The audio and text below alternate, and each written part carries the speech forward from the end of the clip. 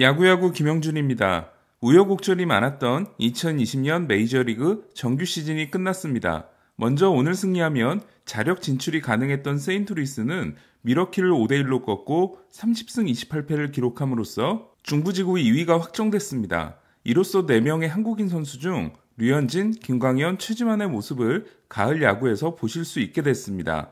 오늘 포스트 시즌 진출을 확정하지 못했다면 내일 디트로이트와 더블헤더를 해야 하고, 그렇게 되면 김광현을 비롯해 투수 자원을 쏟아부을 수밖에 없는 상황을 잘 피했습니다. 포스트 시즌 대진을 본격적으로 소개해드리기 전에 정말 짠한 장면이 있었는데요.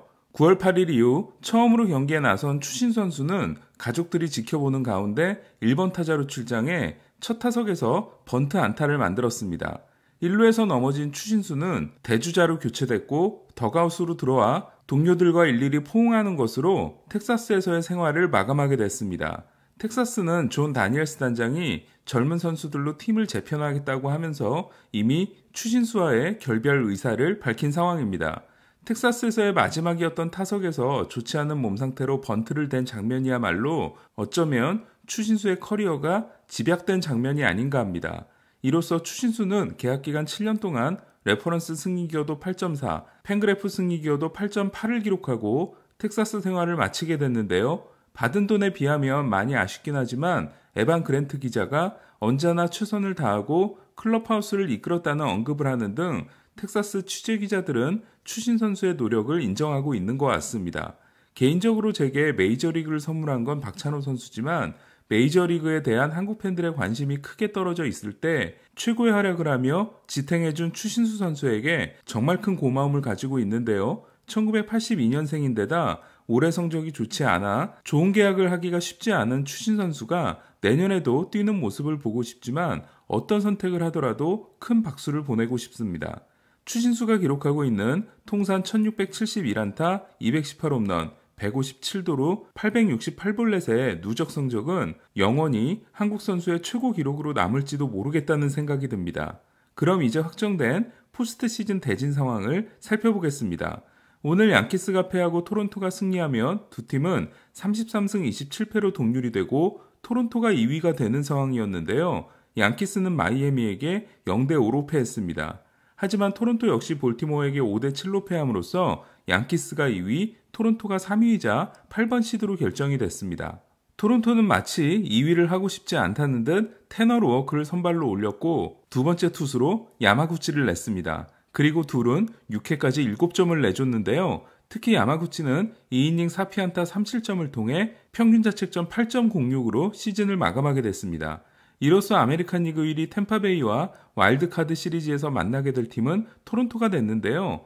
정규 시즌에서 양키스는 템파베이를 상대로 2승 8패, 토론토는 4승 6패였습니다. 개인적으로 토론토 입장에서는 중부지구 팀보다 템파베이를 만나는 게 유리하다는 생각을 했고 또 그렇게 됐는데요. 하지만 류현진의 토론토와 최지만의 템파베이 중 한 팀은 1라운드에서 탈락하게 돼서 아쉬운 점도 있습니다. 토론토의 마지막 경기에서는 루데스 구리엘 주니어가 4타수 4안타에 2루타 2개, 홈런 하나로 히포더 사이클을 달성할 뻔한 활약을 했습니다. 몬토요 감독의 의사대로 류현진이 5일을 쉬고 2차전에 나서게 된다면 류현진은 우리 시간으로 목요일 타일러 글래스나우와 2차전에서 격돌하게 될 걸로 보입니다. 템파베이는 마지막까지 포스트 시즌 진출을 위해 몸부림을 친 필라델피아에게 3연패를 안기고 4연승 포함 마지막 11경기 9승 2패로 시즌을 마쳤는데요. 43승 17패로 시즌을 끝낸 다저스 다음으로 좋은 40승 20패로 시즌을 마감했습니다.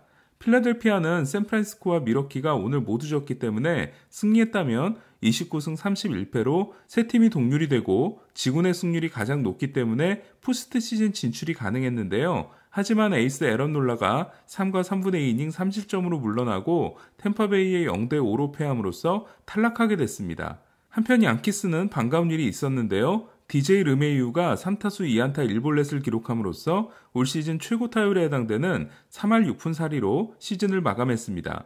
이로써 르메이유는 2016년에 이어 통산 두 번째 타격왕이 됐는데요. 양리그에서 모두 타격왕에 오른 선수는 역대 두 번째, 1899년 내셔널리그, 1902년 아메리칸 리그에서 각각 타격왕을 한 에드 델라한티에 이어 118년 만의 대업을 만들어냈습니다. 지난해 양키스와 2년 2,400만 달러 계약을 맺고 지난해 승리교도 5.9, 올해 2.6을 기록한 르메이유가 어떤 조건으로 양키스와 재계약할지 궁금하네요. 보이트가 홈런왕을 차지하면서 르메이유와 보이트는 1959년 미러키 브루어스의 행크 앨런, 에디 매튜스 이후 처음으로 메이저리그 타율 1위와 메이저리그 홈런 1위에 함께 오른 듀오가 됐습니다. 내셔널리그에서는 21살의 후안 소토가 타격왕을 차지했는데요. 1타수 1안타 1볼넷 교체된 소토는 이로써 타율 3할 5푼 1리, 출루율 4할 9푼, 장타율 6할 9푼 5리라는 미친 시즌을 만들어냈습니다. 코로나 오진으로 인한 초반 결장이 아니었다면 어떤 시즌이었을지 상상이 되지 않습니다. 마지막까지 혼전을 벌인 곳은 아메리칸 리그 중부지구도 있는데요. 화이삭스가 승리하고 미네소타가 패하면 두 팀이 동률이 되고 지구 내 승률이 앞선 화이삭스가 1위가 될 수 있었는데요. 하지만 화이삭스는 컵스에 패함으로써 클리브랜드와 동률이 됐고 상대 전적에서 8승 2패로 앞선 클리브랜드가 2위, 화이삭스가 3위가 됐습니다. 가장 아깝게 탈락한 팀은 샌프란시스코인데요. 필라델피아가 28승 32패, 미러키가 29승 31패로 시즌을 마친 상황에서 샌프란시스코는 샌디에고전에서 승리하면 8번 시드를 차지할 수 있는 상황이었는데요. 하지만 샌디에고에 4대5 한 점 차로 패함으로써 미러키와 동률이 됐습니다. 이에 미러키의 같은 지구 성적이 19승 21패인 반면 샌프란시스코는 18승 22패를 기록함으로써 미러키가 8번 시드를 차지하게 됐습니다. 샌프란시스코는 포스트 시즌 진출에 성공했다면 와일드카드 시리즈에서 다저스를 만날 수 있었는데요. 이창석 기자는 시즌 중반 게이브 케플러 감독이 트레버 고토의 마무리를 고집해 3번의 역전패를 당한 장면을 올해 샌프란시스코의 가장 결정적인 장면으로 꼽고 있습니다. 반면 내셔널리그 중부지구는 컵스가 1위, 세인트루이스가 2위로 진출하고 신시내티와 미러키도 7번, 8번 시드를 따냄으로써 무려 4팀이 포스트 시즌 진출을 만들어냈는데요. 이로써 확정된 포스트 시즌 대진을 살펴보면 아메리칸 리그 1위 템파베이는 8번 시드 토론토와 맞붙습니다. 그리고 클리브랜드가 중부지구 2위이자 2위 팀 중 가장 높은 4번 시드를 차지하면서 양키스는 클리브랜드를 만나게 됐는데요. 양키스 타선이 클리브랜드의 쉐인 비버, 잭 플리색, 카를로스 카라스코를 어떻게 상대할 수 있을지 궁금합니다. 클리브랜드는 혈전 문제로 수술을 받은 테리 프랑코나 감독을 대신해 샌디 알로마 주니어 벤치 코치가 포스트 시즌 내내 감독 대행을 하게 됩니다. 오늘 패함으로써 2번 시드에서 3번 시드가 된 미네소타는 이로써 상대가 화이삭스에서 휴스턴으로 바뀌게 됐는데요. 휴스턴은 29승 31패로 아메리칸 리그의 유일한 5할 승률 미만 팀인 반면 미네소타는 최근 포스트 시즌 시리즈 8연패가 이어지고 있습니다. 한때 1번 시드까지 넘보다 7번 시드로 미끄러진 화이삭스는 2번 시드에 오클랜드와 맞붙게 됐는데요. 마지막 8경기에서 1승 7패에 그친 화이삭스, 최근 13번의 포스트 시즌 시리즈에서 1승 12패에 그치고 있는 오클랜드의 승자가 누가 될지도 궁금합니다. 내셔널리그에서는 다저스와 미러키가 다시 만나게 됐는데요. 두 팀은 2018년 NLCS에서 최종전 승부를 펼친 바 있습니다. 다저스는 컷쇼가 아니라 뷰러가 1선발로 나오게 됩니다.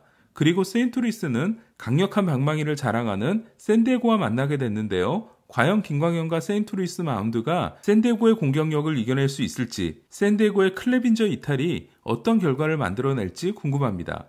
웨트니 감독이 올해 감독상이 유력한 마이애미는 루키 감독 데이빗 로스가 이끄는 컵스와 만나게 됐는데요. 두 팀은 2013년 NLCS 6차전에서 저주의 파울볼 사건이 일어나고 당시 플로리다 말린스가 월드시리즈에 올라가 양키스를 꺾고 우승한 바 있습니다. 애틀란타와 신시내티의 대결은 개인적으로 정말 기대가 되는데요.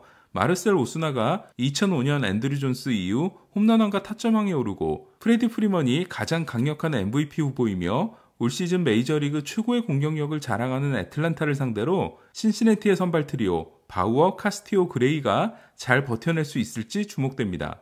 저는 포스트 시즌 기간 경기 해설과 포스트 시즌 투데이 그리고 김영준의 야구야구를 통해 여러분을 계속 찾아뵙겠습니다. 이상 김영준이었습니다.